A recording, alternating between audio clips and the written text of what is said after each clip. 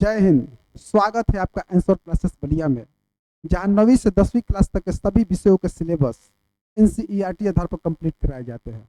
सबसे पहले मैं नमन करना चाहूँगा उस परम शक्ति परमात्मा को, चाहे आप उन्हें जिस रूप में जानते हो, भगवान, अल्लाह, गॉड, वाहेगुरु, जिनकी कृपा से हम यहाँ तक पहुँच पाए हैं। और मैं दिल से प्रणाम करना चाहूँगा उन माता पिता गुरुओं का, जिनके त्याग, मेहनत और आशीर्वाद से हमें कुछ न कुछ सीखने का मौका मिला है। देखा जाए तो समय और शिक्षा ऐसे दो हथियार हैं जो इंसान की किस्मत पूरी तरीके से बदल देते हैं। इसलिए जो मुश्किल समय में भी पढ़ना नहीं छोड़ता, वो मुश्किल हालातों से लड़ना सीख जाता है। तो चलिए चलते हैं टॉपिक की ओर। कक्षा 10 सामाजिक विज्ञान, चैप्टर पहला, यूरोप में राष्ट्रवाद का उदय। ये पार्ट 3 है। इससे पहले पार्ट 1 और पार्ट 2 मेरे चैनल आंसर क्लासेस बलिया पे अपलोड है। अगर आप उन वीडियो को नहीं देखे हैं, उस पार्ट को नहीं देखे हैं, तो चैनल पे जाकर आप देख सकते हैं। अगर वो उस पार्ट को आप देखेंगे तभी ये पार्ट, आप ये तीसरा आपको समझ में आएगा। तो चलिए चलते हैं टॉपिक की ओर।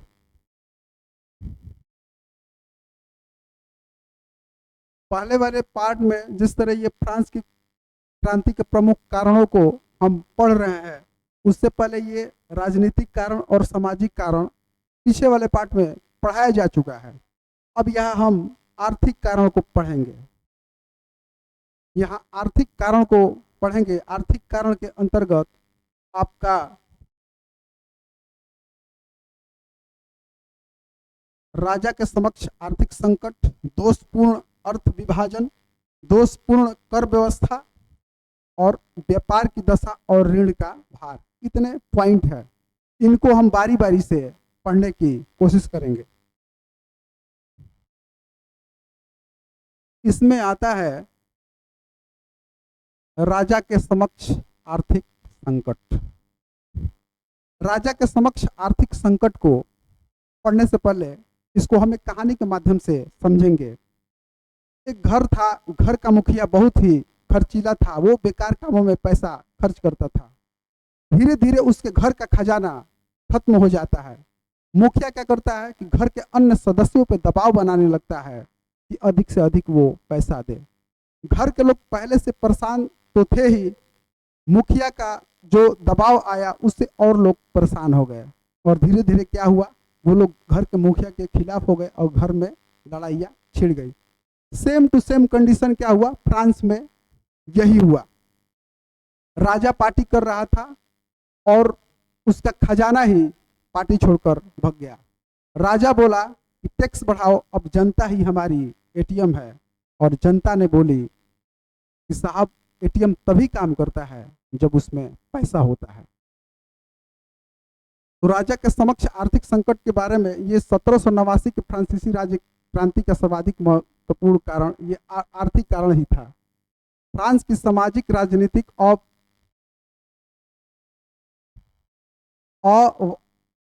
फ्रांस की सामाजिक राजनीतिक अवस्था भी बहुत बिगड़ चुकी थी, किंतु वहां की आर्थिक दशा विशेष रूप से खराब हो चली थी। यानी फ्रांस की राजनीतिक और सामाजिक व्यवस्था तो खराब थी ही, लेकिन फ्रांस की क्रांति होने में उसकी आर्थिक भूमिका भी, फ्रांस की आर्थिक भूमिका भी कम नहीं रही। उसका आर्थिक स्थिति भी सही नहीं था। तो आर्थिक संकट का महत्व देखेंगे। क्रांति का सबसे महत्वपूर्ण कारण फ्रांस की आर्थिक स्थिति खराब होना ही माना जाता है। यदि राजा के समक्ष एक भयंकर आर्थिक संकट उपस्थित नहीं हुआ होता, तो शायद वह कुछ दिनों तक उसी प्राचीन व्यवस्था के अनुसार शासन करता रहता। यानी फ्रांस की क्रांति के लिए जो राजनीतिक कारण थे, सामाजिक कारण थे, वो तो थे ही, लेकिन आर्थिक कारण ने भी महत्वपूर्ण भूमिका निभाई। अगर फ्रांस की क्रांति के समय, फ्रांस के राजा के समय अगर आर्थिक स्थिति सही होती तो हो सकता था कि क्रांति कुछ समय के लिए रुक जाए, लेकिन फ्रांस की आर्थिक स्थिति इतनी खराब हो चुकी थी कि क्रांति होना जरूरी हो गया। लुई 16वें के प्रयास। जब फ्रांस की क्रांति हुई तो फ्रांस का राजा लुई 16वां था। उसने भी बहुत प्रयास किया कि फ्रांस की क्रांति को रोका जा सके, लेकिन वो प्रयास असफल रहा। लुईस 16वां ने उस दशा को सुधारने के लिए असफल प्रयत्न किया। अंत में नए कर लगाने के लिए स्टेट जनरल की बैठक बुलाई। यानी फ्रांस के राजा लुईस 16वें ने अंतिम समय तक चाहा कि क्रांति न हो, इसलिए स्टेट जनरल की एक बैठक भी बुलाई।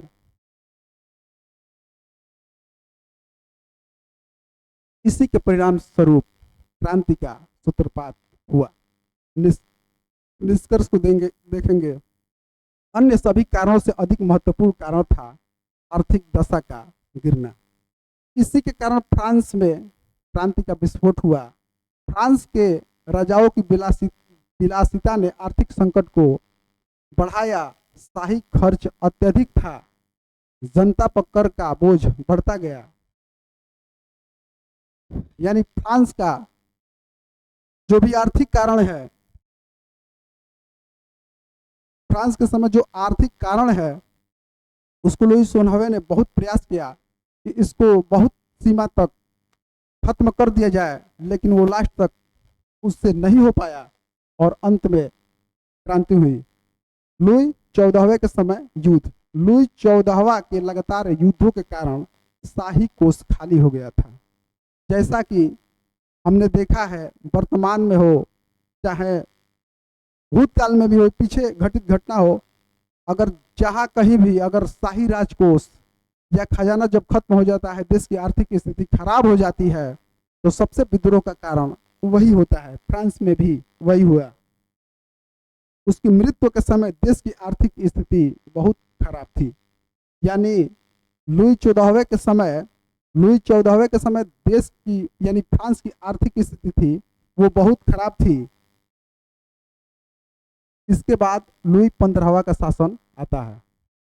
लुई 15वां लुई 14वां का उत्तराधिकारी बना। उसने कई युद्धों में भाग लिया। पोलैंड के उत्तराधिकार, ऑस्ट्रिया के उत्तराधिकार का युद्ध, सप्तवर्षीय युद्ध, इन युद्धों ने आर्थिक स्थिति को कमजोर कर दिया। यानी लुई 15वें के समय उस समय अनेक युद्ध सामने आए। यानी पोलैंड के लिए उत्तराधिकार का युद्ध हो रहा था, ऑस्ट्रिया के उत्तराधिकार का युद्ध हो रहा था, और ये सप्तवर्षीय युद्ध था। इन युद्धों ने आर्थिक स्थिति को और कमजोर कर दिया। लुईस 16वां और अमेरिका का युद्ध। लुईस 16वें के समय भी अमेरिका युद्ध में व्यस्त था। अमेरिका किसके साथ व्यस्त था? वो ब्रिटेन से युद्ध में व्यस्त था। वो ब्रिटेन से अपनी आज़ादी की लड़ाई लड़ रहा था और उसमें फ्रांस ने उसका समर्थन किया और उसका साथ दिया। तो लुईस 16वें ने अमेरिकी स्वतंत्रता युद्ध में भाग लिया। इस युद्ध में भारी खर्च हुआ। परिणाम स्वरूप फ्रांस की आर्थिक दशा अत्यंत खराब हो गई। यानी फ्रांस की आर्थिक दशा बहुत खराब हो चुकी थी। और हमें याद रखना चाहिए कि जब भी पेट खाली होता है तो डर नहीं विद्रोह जन्म लेती है। और याद रखना, इतिहास की यह सच्चाई है कि जनता जितनी सहनशील होती है उतनी ही भयानक उसकी क्रांति होती है। इसके बाद हम अगले पॉइंट की चर्चा करेंगे, दोषपूर्ण अर्थ विभाजन, यानी आर्थिक व्यवस्था की स्थिति। इसमें तत्कालीन आर्थिक व्यवस्था अत्यंत दोषपूर्ण थी। यानी किसी भी देश, किसी भी राष्ट्र के समय आर्थिक दशा इधर से उधर होती रहती है, लेकिन जब मेन मौके पर अगर आर्थिक दशा खराब हो जाती है तो वो विद्रोह का कारण बनती है। आर्थिक दृष्टिकोण से फ्रांस का विभाजन असमानता के आधार पर था। यानी फ्रांस का जो भी विभाजन था वो असमानता के आधार पर था। हर जगह नियम कानून सब कुछ अलग थे। सबके लिए जो भी शासन प्रशासन में स्थान था सबके लिए अलग अलग था। यानी फ्रांस में असमानता, फ्रांस में असमानता हर जगह दिखाई देती थी। समाज का विभाजन। फ्रांस में अधिकतर दो प्रकार के मनुष्य निवास करते थे, धनी निर्धन। उच्च पदों पर कुलीनों का अधिकार, राज्य के समस्त उच्च पदों पर कुलीनों का अधिकार था। उच्च वर्ग के कुलीन एवं उच्च पदाधिकारियों को विशेषाधिकार दिए गए थे।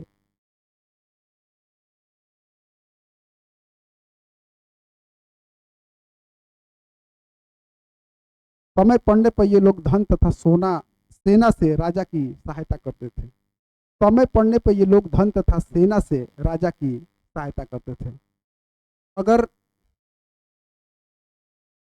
दोषपूर्ण अर्थ विभाजन को समझना है तो इसको भी हम समझेंगे एक कहानी के माध्यम से। एक 2 मंजिला इमारत थी। ऊपर वाले मंजिल में 2 तरीके के लोग रहते थे। ऊपर वाले मंजिल में जो 2 तरह के लोग रहते थे वो सारी सुख सुविधाएं वही भोगते थे, लेकिन घर को चलाने में एक भी पैसा नहीं देते थे। लेकिन घर के जो भी उस इमारत के जो भी निर्णय लेते थे, निर्णय होते थे, वो ऊपर वाले 2 मंजिल के जो प्रकार के लोग रहते थे वही लेते थे। नीचे वाले लोग क्या थे? किसान मजदूर पढ़े लिखे लोग थे। वो मेहनत करके पैसा कमाते थे और जितना भी पैसा वो कमा कर आते थे उसमें से आधे से अधिक पैसा ऊपर वाले मंजिल के लोग आकर लेकर चले जाते थे। इसलिए क्या हो गए? वो गरीब हो गए। तो same to same condition France में भी वैसा ही था। उच्च पदों पर कुलीनों का अधिकार था।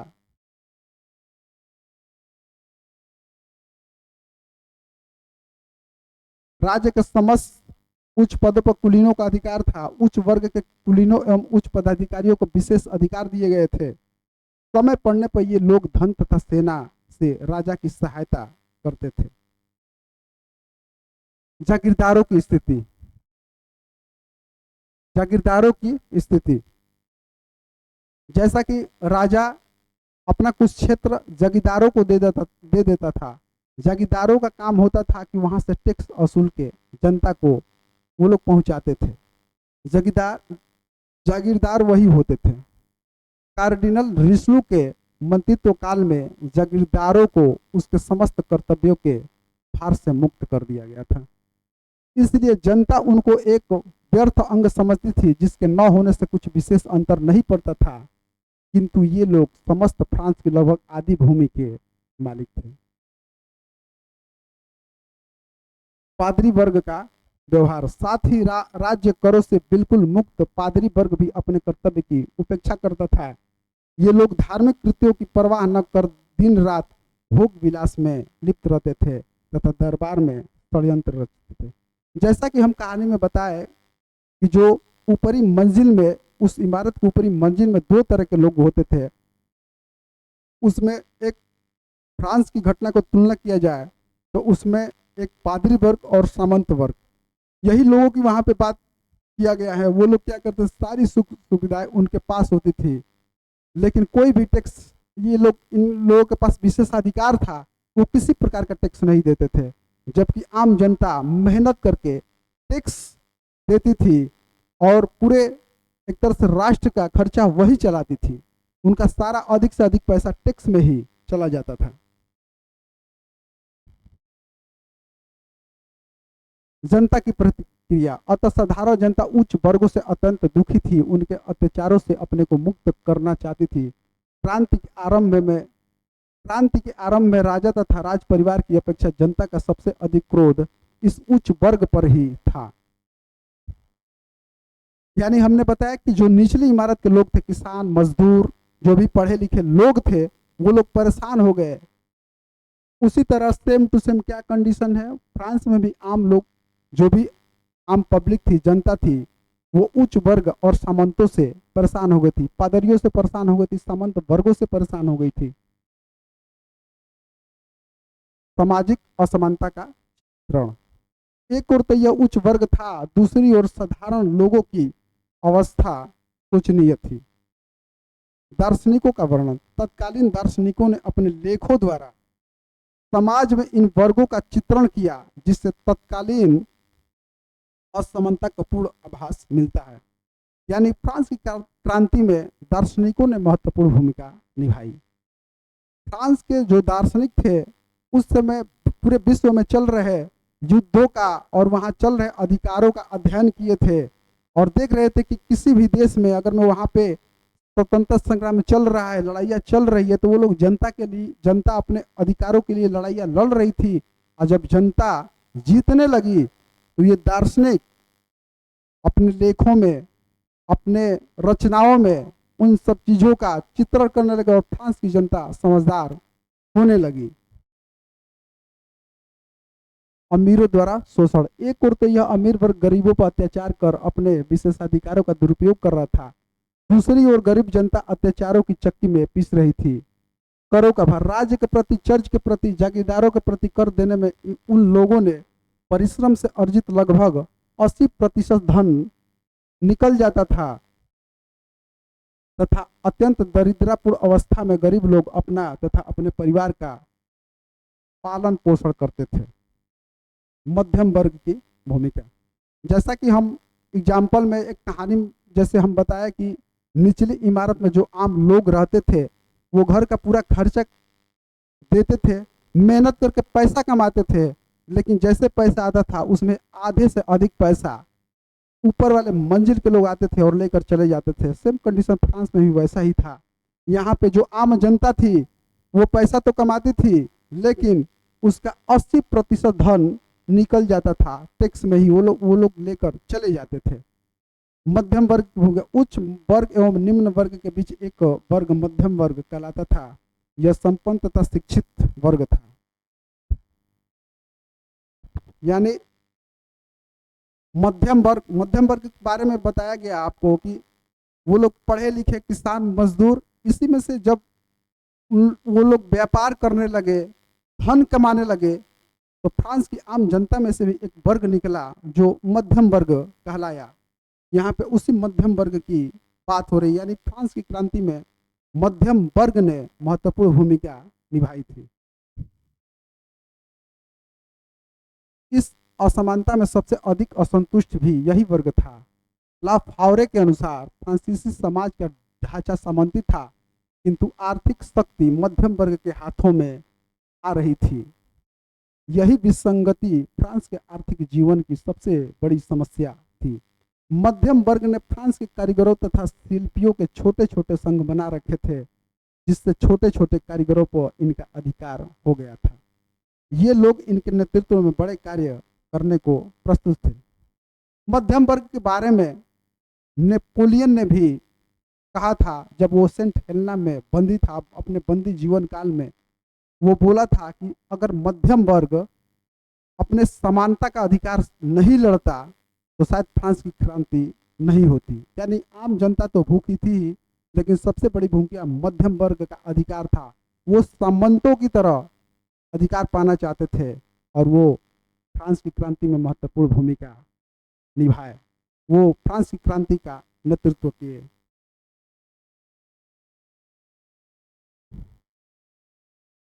दोषपूर्ण कर विभाजन, जैसा कि इससे पहले हम लोग पढ़े मध्यम वर्ग के बारे में, यानी आम जनता, मध्यम वर्ग के बारे में, मजदूर, किसान, इन सबके बारे में पढ़ रहे थे। और उसमें क्या पीछे भी पढ़े महत्वपूर्ण भूमिका किसने निभाई? दार्शनिकों ने भी महत्वपूर्ण भूमिका निभाई। और राजा क्या था? राजा लापरवाह था। राज्य में क्या हो रहा है, जनता का क्या सुख दुख है, उससे मतलब नहीं था। और इस तरह फ्रांस की क्रांति हुई। तो सत्ता को लगता है कि सब कुछ कंट्रोल में है, लेकिन असली दबाव नीचे पनप रहा होता है। इसलिए जब जनता की आवाज को दबाया जाता है तो इतिहास चीख कर बोलती है और यही इतिहास क्रांति बन जाती है। और फ्रांस में यही हुआ। इसके बाद हम पढ़ेंगे दोषपूर्ण कर व्यवस्था। राज्य की आर्थिक स्थिति। फ्रांस का ऋण बहुत बढ़ चुका था। जिनके पास धन था तथा जो सफलता पूर्वक धन दे सकते थे, वे करों के भार से सर्वथा मुक्त थे तथा गरीब किसानों को भूखा रखकर राज्य को भरना पड़ता था। सरकारी कर्मचारी प्रजा से कर लेते समय बहुत अत्याचार करते थे। यानी राज्य की जो आर्थिक स्थिति बहुत खराब थी। आम जनता मेहनत करके वो लोग पैसा कमाते थे और अपने आधे से अधिक पैसा क्या टैक्स के रूप में दे देते थे, जबकि पादरी और सामंत वर्ग दोनों के पास सुख सुविधाएं थी, उनके पास टैक्स देने की क्षमता थी, लेकिन उनके पास विशेषाधिकार था कि वो टैक्स नहीं दे सकते थे। लेकिन आम जनता ही पूरा का पूरा टैक्स देती थी, जो क्रांति का कारण बड़ी। कर वसूलने की ठेकेदारी प्रणाली, इसको भी हमें कहानी के माध्यम से समझेंगे। ये गांव था, गांव का मालिक क्या किया कि गांव के जो भी लोग पैसा कमाते थे उसका कुछ हिस्सा वो लोग टैक्स के रूप में अपने मालिक को देते थे। मालिक भोग विलास में इतना भोग विलास में इतना लीन हो गया कि उसके पास समय ही नहीं था कि वो जाकर टैक्स वसूले। उसके लिए क्या किया, उसने कर वसूलने की एक ठेका प्रणाली दे दी, यानी ठेकेदार को नियुक्त कर दिया। ठेकेदार क्या करते थे कि जनता से पैसा मांगकर, जनता से टैक्स लेकर राजा के पास नहीं पहुंचाते थे और बीच में ही वो पैसा ले लेते, यानी जनता का भी खजाना इधर से खाली हो रहा था और राजा के पास ठीक पैसा पहुंच नहीं पा रहा था, जिससे राजकोष भी खतरे में था, राजकोष भी खाली हो रहा था। इसलिए राजा बहुत ज़्यादा परेशान हो गया और इधर से जनता भी परेशान हो गई। टैक्स वसूलते समय जो भी कर्मचारी नियुक्त होते थे वो उनके साथ उनका व्यवहार अच्छा नहीं था। वो लोग बहुत ही अत्याचार करते थे और जब भी अत्याचार बढ़ता है तो आम जनता उसके खिलाफ हो जाती है। इसलिए फ्रांस में भी वही हुआ।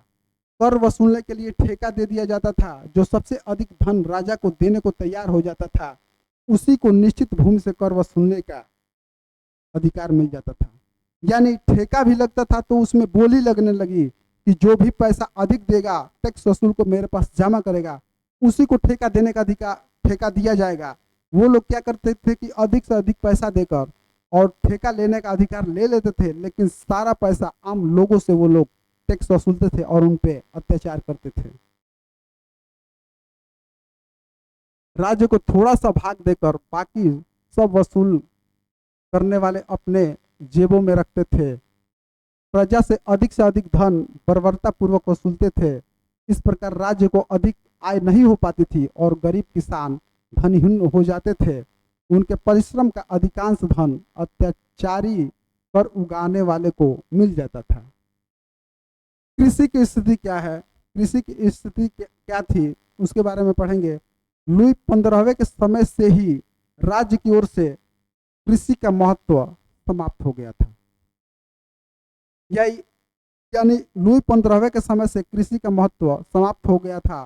किसानों पर ध्यान नहीं दिया जाता था और देश में क्या फसल उगाया जा रहा था राज परिवार की तरफ से कोई भी विशेष ध्यान नहीं दिया जाता था। गांवों से राज्य का संबंध केवल कर वसूलने से था। अकाल की स्थिति में राज्य का शासन तंत्र किसानों की मदद करना अपना फर्ज नहीं समझकर चुप रहना अधिक पसंद करता था। इस कारण कृषि में अवनति हुई। यानी राज परिवार की तरफ से किसान और कृषि पे कोई विशेष ध्यान नहीं दिया जाता था और लेकिन टैक्स वसूलने पे अधिक से अधिक ध्यान दिया जाता था। फसल तो नहीं हो पाती थी लेकिन समय से किसानों को टैक्स देना पड़ता था, लगान देना पड़ता था। इसलिए वहाँ कि जो भी आम जनता किसान थे वो लोग क्या थे, फ्रांस के राजा से असंतुष्ट थे, उनकी नीतियों से वो लोग असंतुष्ट थे और फ्रांसी की क्रांति में महत्वपूर्ण भूमिका निभाए।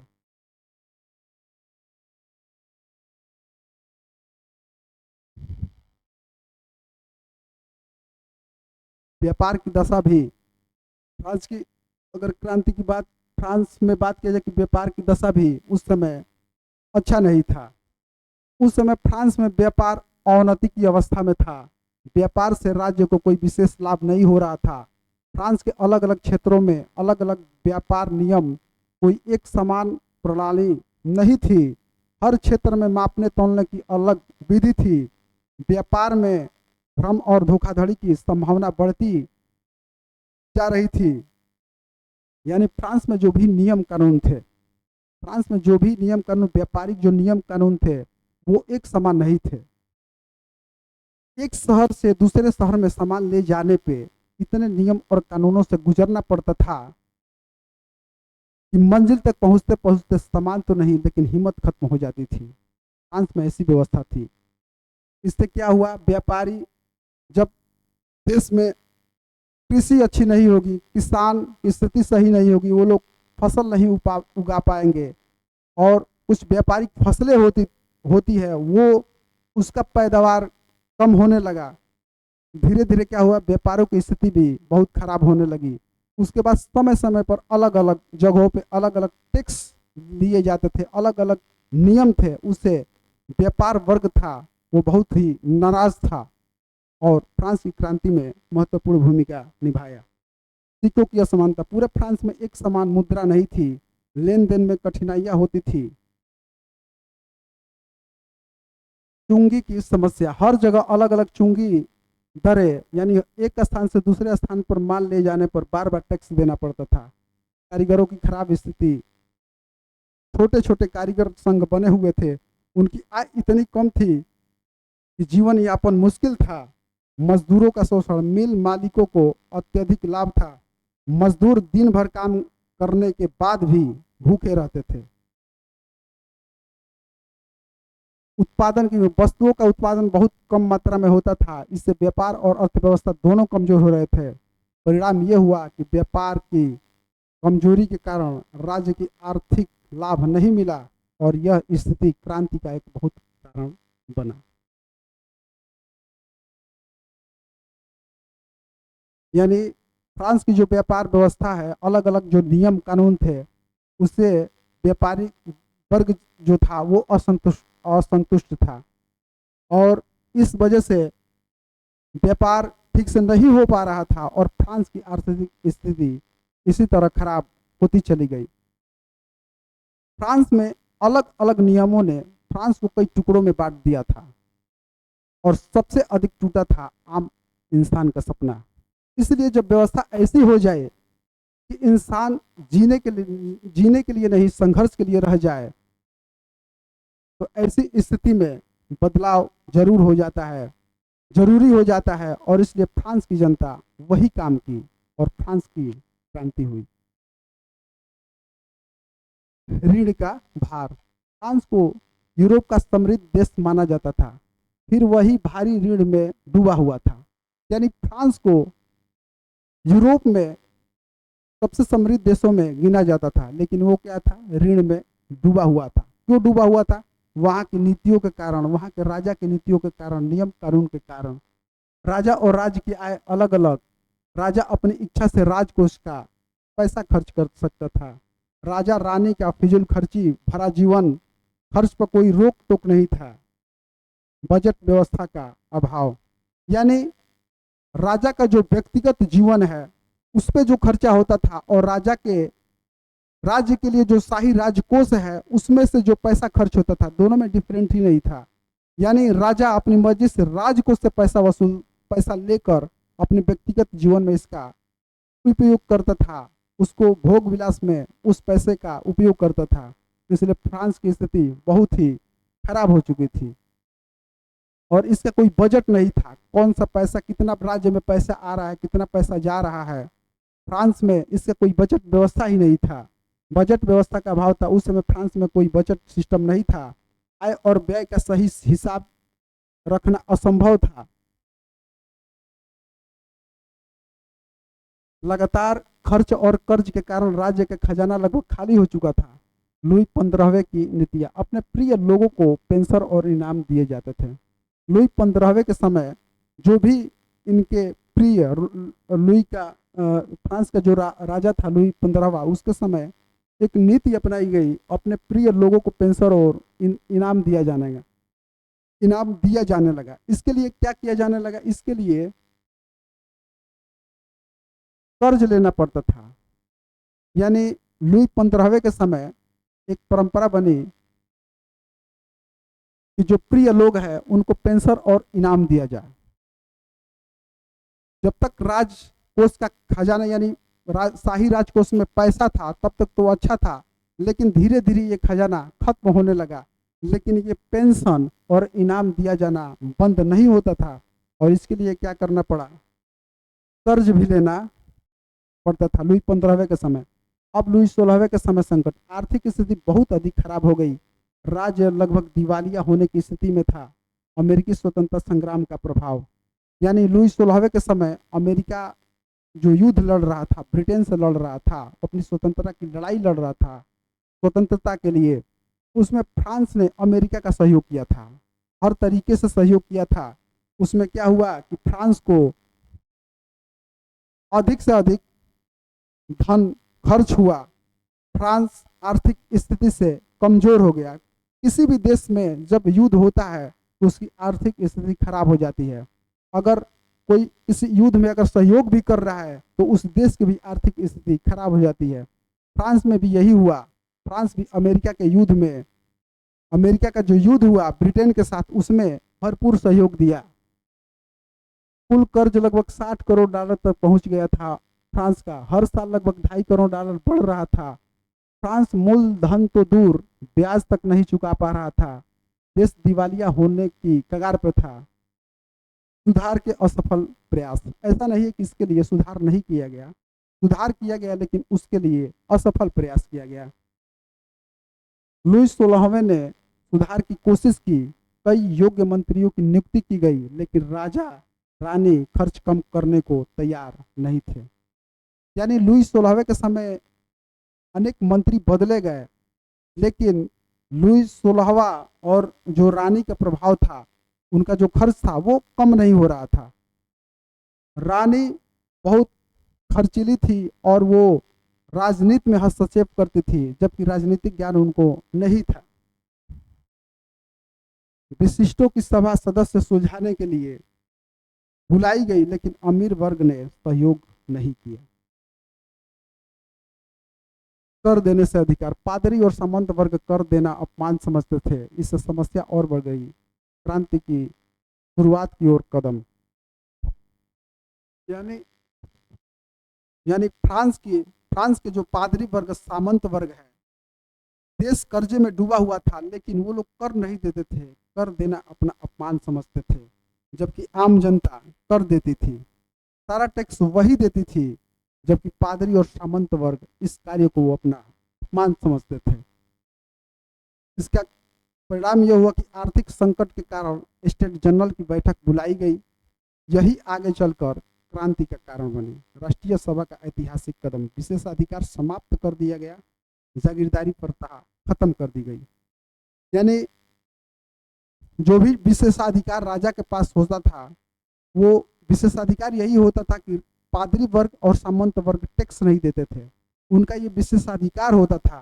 क्या किया गया कि राष्ट्रीय सभा का एक गठन किया गया और उसमें निर्णय लिया गया कि जो भी इनके विशेषाधिकार है उसको समाप्त कर दिया गया और जागीरदारी प्रथा खत्म कर दी गई। अंतिम निष्कर्ष ये हुआ कि फ्रांस की खराब आर्थिक स्थिति और फ्रांसीसी क्रांति का सबसे महत्वपूर्ण कारण बनी। यानी फ्रांस की खराब आर्थिक स्थिति और फ्रांसीसी क्रांति का सबसे महत्वपूर्ण कारण बनी। यानी फ्रांस की आर्थिक जो स्थिति, खराब आर्थिक स्थिति है, वही फ्रांस की क्रांति का प्रमुख कारण बनी। इसलिए राजा और सामंत वर्ग अपने विशेषाधिकारों को वो लोग खत्म नहीं कर देना चाहते थे, क्योंकि वो लोग भोग विलास में विलीन थे और सारा टैक्स वो देते नहीं थे, जबकि सारी सुख सुविधाएं उन्हीं के पास थी, जबकि आम जनता के पास कुछ नहीं था। वो भूख से तड़प रही थी। लेकिन फ्रांस की जनता भूख से तड़प जरूर रही थी, लेकिन असली भूख थी न्याय की उम्मीद। और इतिहास गवाह है कि जब भी न्याय देर से मिलता है, वो क्रांति बनकर आती है और सब कुछ बदल देती है। और फ्रांस में यही हुआ। फ्रांस की जनता को न्याय बहुत देर से मिला और यही देरी वो क्रांति का रूप ले ली और फ्रांस की क्रांति हुई और फ्रांस का एक बदलाव हुआ। और फिर आज जो फ्रांस देख रहे हैं, अगर फ्रांस की क्रांति नहीं हुई होती तो आज का जो फ्रांस देख रहे हैं वो फ्रांस कहीं हम लोग नहीं देख पाते। तो इसलिए इस वीडियो में बस इतना ही। अगर आपको ऐसे ही वीडियो देखना है, कक्षा 9वीं से 12वीं तक के सभी विषयों के सिलेबस एनसीईआरटी आधार पर कंप्लीट कराए जाते हैं। तो आपको ये क्लास अच्छा लगा हो तो आप मेरे चैनल एंसर क्लासेस बलिया को सब्सक्राइब करना ना भूलिएगा। और वीडियो में जो भी चीज़ें आपको समझ में ना आया हो, कमेंट करके जरूर बताइएगा आप। जय हिंद।